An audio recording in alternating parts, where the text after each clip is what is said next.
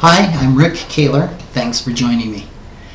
A new client recently asked me, Rick, you're one of 4 financial planners that we interviewed. Why were you the only one who didn't recommend that we buy an annuity? Well, first, I'm a fee-only planner. I don't sell anything. Secondly, this couple really interviewed only 1 financial planner and 3 annuity salespeople. Annuities are one of the hottest financial products in the marketplace right now. They're something that I rarely use.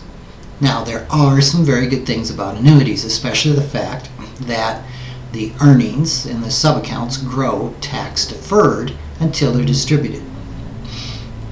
The negative aspects, though, of annuities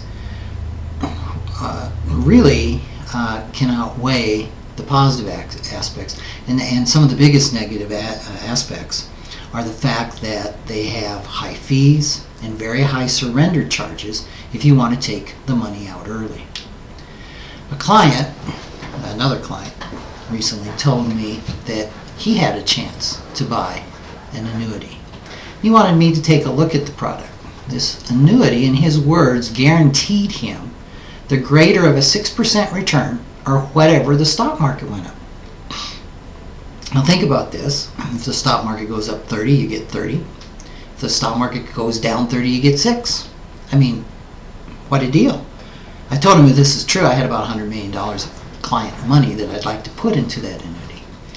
Like everything that seems too good to be true, it was. And after several phone calls to various annuity salespeople for that particular company, I found out the rest of the story. First, that 6% guarantee was only for the first 10 years. From then on, this guaranteed balance, and I'll call that the funny money account for reasons to become obvious in a minute, would never grow. Now, one advantage is you could elect to receive a 4% annual payout based on that funny money balance for life.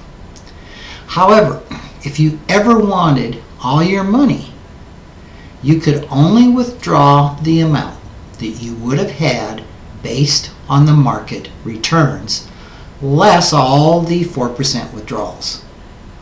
Upon your death, your heirs wouldn't get the guaranteed or the funny money balance. They would receive the greater of your original investment or the amount it would have grown in the stock market, less any withdrawals. Now, for the privilege of basically receiving the same returns as if you had invested in the stock market, you would pay 3.25% a year in fees. Had you just bought an index fund from Vanguard, the annual fee would be 0.1%.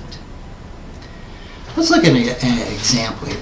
Let's assume you invest $100,000 in this annuity, and the stock market returns on the average of 6% annually for the next 10 years, which I think is a very reasonable assumption. Your investment will grow at only 2.75%. That's 6% less the 3.25% extra fees that they're taking out. It'll be worth $131,165 to be exact in 10 years. However, since that return is less than the guaranteed of 6%, the funny money balance will be $179,000. The account now will be frozen at that balance unless the return earned in the stock market on your original investment finally exceeds it, which at 2.75% a year would happen in the 21st year. So in the 21st year, you'd finally have $179,000 equaling the funny money balance of 10 years prior. Now, if you'd invested that money in a retirement account, and assuming you receive a 6% return, and I know technically it'd probably be a 5.9% return if you were paying the 0.1 fee on an index fund, but I use 6%, you would have $350,000 in 20 years, or $170,000 more than in the annuity. If you chose to take the 4% withdrawal after 10 years, you would withdraw $5,426 a year for life. If in the 21st year you either died or wanted your money, the payout would be $179,000, the funny money balance originally, minus the sum of the 11 payments, or a total of $119,000. If, on the other hand, you had put your money in the retirement account, withdrew the same amount, the same $5,426 a year, and wanted your money in the 21st year, the payout would be $250,000, or $134,000 more than the guaranteed annuity. Now this is just really another reminder that there is no free lunch. The annuity would cost an investor $3,250 a year for 10, 20, or 30 years.